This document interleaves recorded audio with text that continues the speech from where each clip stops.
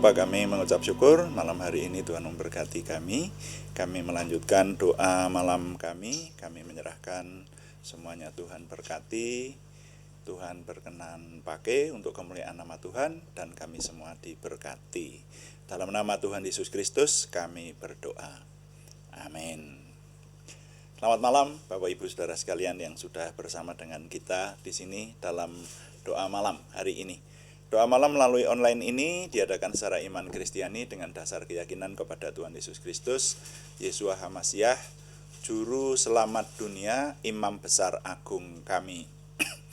Dan firman Tuhan yang didokumentasikan dalam kitab suci Perjanjian Lama serta Perjanjian Baru menjadi pegangan kami, menjadi pegangan kita sekalian. Nah, saudara sekalian,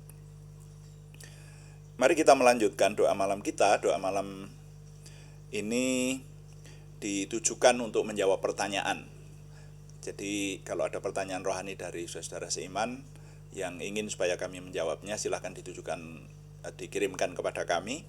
Nanti akan kita coba jawab menjadi tema-tema dalam doa malam kita. Juga doa malam ditujukan untuk mencermati hal-hal yang terjadi pada zaman kita hidup ini, saudara ya, supaya kita hidup berkenan kepada Tuhan. Nah, saudara, kali ini kami masih ingin melanjutkan menjawab pertanyaan Ibu Endang Susilowati di Gerobogan ya. Pertanyaannya, siapakah Melkisedek itu dan adakah kaitannya dengan Tuhan Yesus Kristus ya. Nah,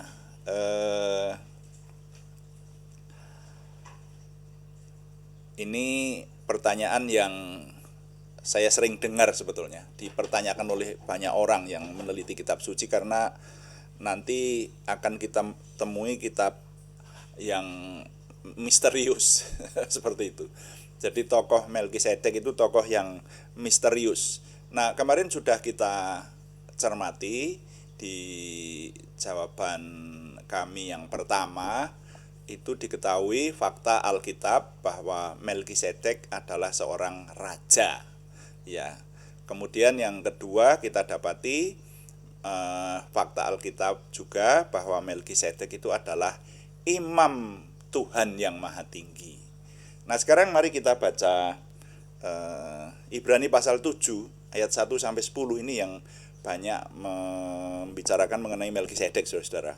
Ya, saya baca untuk kita sekalian. Sebab Melkisedek adalah raja Salem dan imam Allah yang maha tinggi. Ia pergi menyongsong Abraham ketika Abraham kembali dari mengalahkan raja-raja dan memberkati dia. Kepadanya pun Abraham memberikan 1/10 dari semuanya. Menurut arti namanya, Melkisedek adalah pertama-tama raja kebenaran dan juga raja Salem, yaitu raja damai sejahtera. Ia tidak berbapa, tidak beribu, tidak bersilsilah. Harinya tidak berawal dan hidupnya tidak berkesudahan. Dan karena ia dijadikan sama dengan anak Allah, ia tetap menjadi imam sampai selama-lamanya. Camkanlah betapa besarnya orang itu, yang kepadanya Abraham, bapa leluhur kita, memberikan 1/10 dari segala rampasan yang paling baik. Dan mereka dari anak-anak Lewi yang menerima jabatan imam mendapat tugas menurut hukum Taurat untuk memungut persepuluhan dari umat pilihan Tuhan, yaitu dari saudara-saudara mereka, sekalipun mereka ini juga adalah keturunan Abraham. Tetapi Melkisedek yang bukan keturunan mereka memungut persepuluhan dari Abraham dan memberkati dia walaupun ia adalah pemilik janji. Memang tidak dapat disangkal bahwa yang lebih rendah diberkati oleh yang lebih tinggi. Dan di sini manusia-manusia fana menerima persepuluhan, dan di sana ia yang tentang dia diberi kesaksian bahwa ia hidup.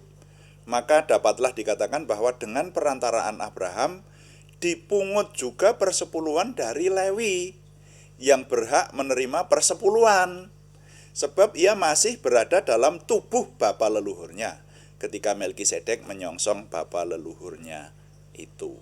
Nah, sampai di situ pembacaan saya. Saudara-saudara, perlu kita cermati. Kalau tidak kita cermati, ini kalimat-kalimat tadi agak sulit dimengerti, saudara ya. Mungkin bagi saudara yang membaca, kalau tidak dibaca ulang itu agak sulit dipahami. Jadi kalau kita membaca di kitab surat Ibrani, mulai pasal 5, saudara, pasal 5, pasal 6, kemudian disambung dengan pasal 7 ayat 1 sampai 10 ini tadi, maka nama Melkisedek itu beberapa kali disebut. Nah, disebutnya ini sebetulnya menjawab pertanyaan Ibu Susi,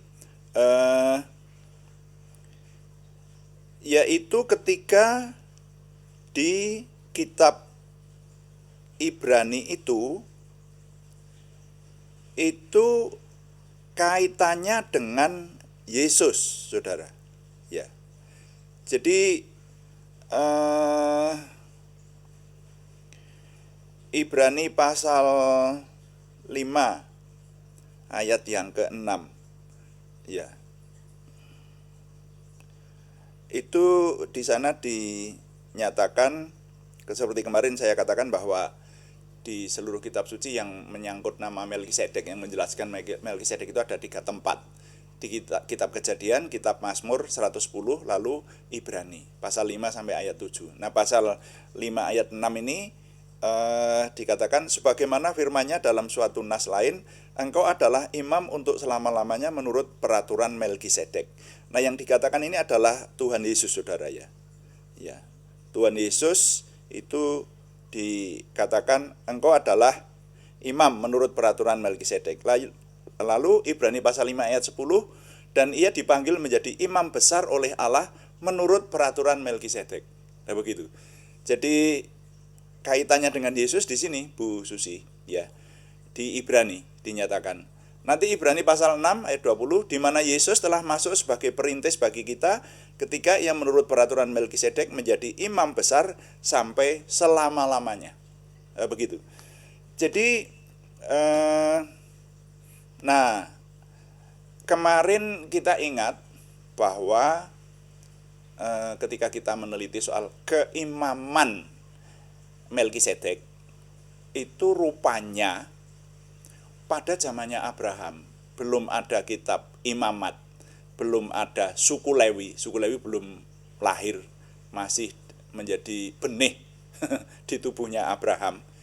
Tapi sudah ada imam Tuhan yang maha tinggi. Siapa itu? Namanya Melkisedek, gitu loh. Dan bahkan Melkisedek itu mengatur tentang keimaman. Jadi kita bisa membayangkan betapa besarnya tokoh ini. Ini tokoh besar, seperti itu. Nah, tapi sekali lagi, ya memang harus kita akui, tapi misterius. Apalagi nanti di kitab Ibrani tadi dinyatakan, ya, jadi yang kemarin sudah kita teliti, Melkisedek itu adalah raja, ya.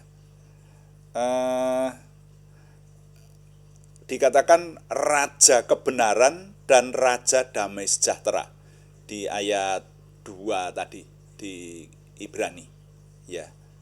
Lalu disebut imam Tuhan yang maha tinggi. Nah, kalau disebut imam berarti dia manusia. Karena tidak ada yang disebut imam itu kalau bukan manusia. Jabatan imam itu hanya diberikan kepada manusia, karena dia akan mewakili manusia untuk berhubungan dengan Tuhannya, begitu. Jadi Melkisedek ini seorang manusia. Dia raja dan imam. Dan dia bahkan mengatur keimaman sesudahnya.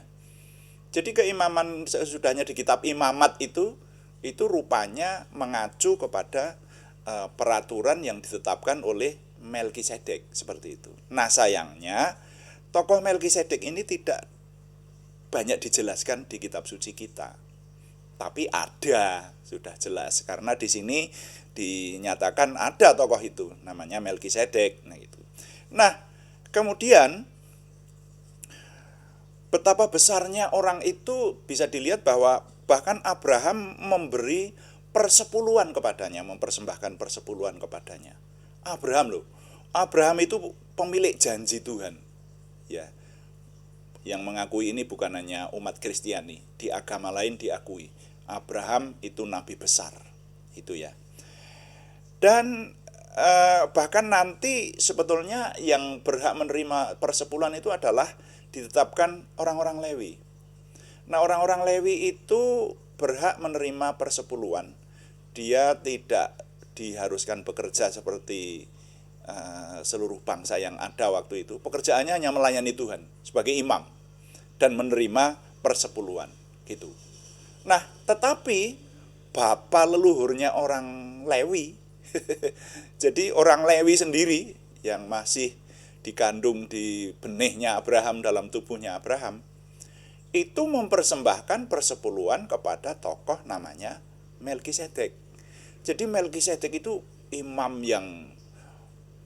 besar, bisa disebut seperti itu, ya. Hanya tidak disebut imam besar agung, karena nanti yang disebut imam besar agung itu hanya Tuhan Yesus Kristus. Ya itu. Nah, lalu kita baca di ayat 3 Ibrani pasal 7 pada ayat yang ke-3. Nah, ini yang menimbulkan pertanyaan banyak orang. Ia, Melkisedek itu, tidak berbapa, tidak beribu. Firman Tuhan menjelaskan seperti itu, kitab suci menjelaskan seperti itu. Tidak bersilsilah, harinya tidak berawal, dan hidupnya tidak berkesudahan. Dan karena ia dijadikan sama dengan anak Allah, ia tetap menjadi imam sampai selama-lamanya. Nah, ini yang bisa menimbulkan banyak pertanyaan. Tetapi kalau kita sebagai orang beriman, kita harus menyadari bahwa dan kita percaya, kita meyakini apa yang dikatakan oleh firman Tuhan itu benar. Memang firman Tuhan tidak bisa menjelaskan, atau kenyataannya bukannya tidak bisa, tapi kenyataannya tidak menjelaskan segala sesuatu dengan rinci sekali. Selanjutnya diserahkan kepada kita untuk merenungkannya dan menerimanya. Nah, seperti itu. Nah, dikatakan bahwa kalau semua yang diperlukan itu dituliskan dalam kitab suci, ada ayatnya itu ya, bahkan apa yang diperbuat oleh Tuhan Yesus, kalau semuanya dituliskan, dunia ini tidak cukup untuk memuatnya. Betapa besarnya itu. Dan ini mungkin masih bisa didiskusikan, mungkin saudara masih akan bertanya-tanya juga, masa enggak cukup dunia ini? Benar, enggak cukup dunia ini. Ya, karena apa? Karena Tuhan selalu berkarya. Dan karyanya itu ada terus. Jadi kalau dituliskan itu berapa buku catatan, dunia ini tidak muat untuk menuliskannya, saudara-saudara sekalian. Sehingga kita hanya bisa menerima apa yang Tuhan firmankan dan memperkirakan. Nah, diperkirakan oleh banyak orang, termasuk para teolog, para tokoh-tokoh Alkitab, tokoh yang disebut Melkisedek itu adalah teofani. Istilah teofani itu Tuhan memperlihatkan diri kepada manusia. Ya. Jadi ada juga yang menyebut Kristofani gitu. Jadi ini Tuhan Yesus versi perjanjian lama. Seperti itu, saudara ya. Apakah ada semacam itu? Ada. Ya. Saya tunjukkan beberapa fakta. Contohnya, Tuhan menampakkan diri kepada Abraham. Itu dituliskan dengan jelas di Kejadian pasal 12 ayat 7 sampai 9 itu. Tuhan memperlihatkan diri kepada Abraham. Ya. Kemudian Di Kejadian pasal 18 ayat 1 sampai 33 itu lebih jelas lagi. Tuhan disertai dengan dua malaikat menemui Abraham dan berwujud manusia. Nah ini, baca di Kejadian pasal 18 ayat 1 sampai 33. Yaitu ketika Tuhan mengulangi janji bahwa Abraham akan memiliki seorang anak laki-laki. Dan kabar tentang Sodom dan Gomora, ya, itu diberitakan kepada Abraham. Itu berwujud manusia loh. Abraham kedatangan tamu 3 orang, ya, dan itu diperkirakan adalah Tuhan sendiri disertai dengan 2 malaikat. Nah, baca aja ayat-ayatnya nanti di Kejadian pasal 18. Nanti saudara akan lebih jelas di sana.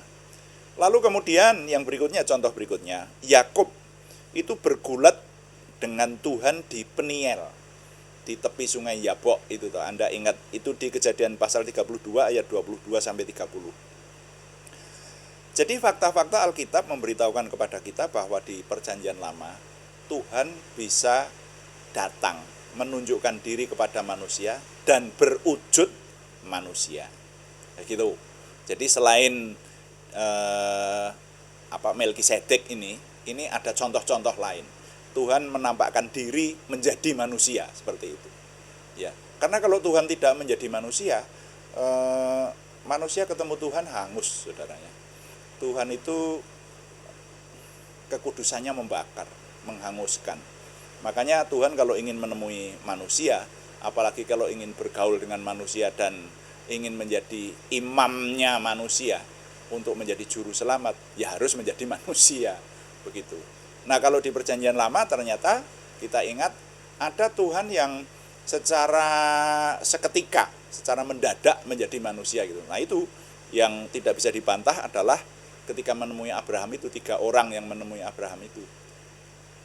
Abraham mengakui itu, bahwa itu adalah Tuhan sendiri yang berwujud manusia menemui Abraham, seperti itu. Nah, dengan demikian maka tokoh yang disebut Melkisedek ini juga dimungkinkan adalah teofani, penampakan Tuhan menjadi manusia di dalam Perjanjian Lama, seperti itu. Nah, jadi ini yang pada akhirnya mengatur mengenai jabatan keimaman, dan keimaman itu yang juga pada akhirnya ada pada Tuhan Yesus Kristus, ya. Jadi Tuhan Yesus Kristus itu disebut imam besar agung. Kenapa? Karena menurut peraturan, nah, dan rupanya ini bersumber dari peraturan Melkisedek, yang menjadi imam itu harus manusia, dan harus manusia yang tanpa dosa. Jadi imam agung pada zaman Perjanjian Lama itu kalau mau menghadap Tuhan kan harus membereskan dosanya sendiri. Kalau enggak, dia masuk di tempat Maha Kudus, hangus dia, mati. Seperti itu. Nah, Tuhan Yesus itu tanpa dosa. Dan dia sudah mempersembahkan tubuhnya sendiri sebagai korban. Nah, seperti itu. Jadi jawaban untuk Ibu Endang Susilowati, sekarang sampailah jawabannya ya. Ini jawaban yang terakhir ini sampai ini judul renungan sore hari ini, memahami Melkisedek bagian 3. Ya, subjudulnya perkiraan teofani. Itu. Memahami Melkisedek bagian 3, judulnya perkiraan teofani. Jadi pertanyaan Bu Susi, Melkisedek itu siapa? Gitu. Saya jawab sesuai dengan fakta Alkitab yang kita jumpai. Melkisedek itu adalah raja kebenaran, imam dari Tuhan yang Maha Tinggi, dan diperkirakan dia adalah teofani, penampakan Tuhan kepada manusia. Itu yang dapat kita simpulkan, gitu ya. Nah, kemudian pertanyaan Bu Susi selanjutnya, apa ada hubungannya dengan Yesus? Ada hubungannya. Melkisedek mengatur soal keimaman, dan Tuhan Yesus memenuhi syarat sebagai imam, sebagai perantara antara manusia dengan Tuhan, begitu ya, karena Yesus adalah manusia dan dia tanpa dosa, Dia sudah memberikan korban untuk seluruh dunia. Dan bukan hanya korban hewan yang hanya berlaku untuk satu orang, tapi dirinya Tuhan Yesus sendiri dan berlaku secara internasional, secara dunia. Tuhan Yesus menjadi penebus umat manusia, seperti itu. Dengan demikian saya berharap pertanyaan Bu Susi terjawab ya, semampu saya. Terima kasih untuk pertanyaannya. Saya jadi terpacu juga untuk belajar, untuk mencermati, membuka-buka banyak referensi. Jadi saya sendiri dibangun dengan banyak pertanyaan ini, makanya saudara-saudara saya sangat menantikan pertanyaan-pertanyaan yang lain dari saudara-saudara sekalian, sehingga kita belajar bersama dan semakin memahami serta mengenal Tuhan. Istilah yang resmi adalah kita semakin mengenal Tuhan. Pengenalan akan Tuhan itu terus-menerus harus kita lakukan. Jadi nilai yang dapat saya impartasikan melalui perenungan ini bunyinya begini.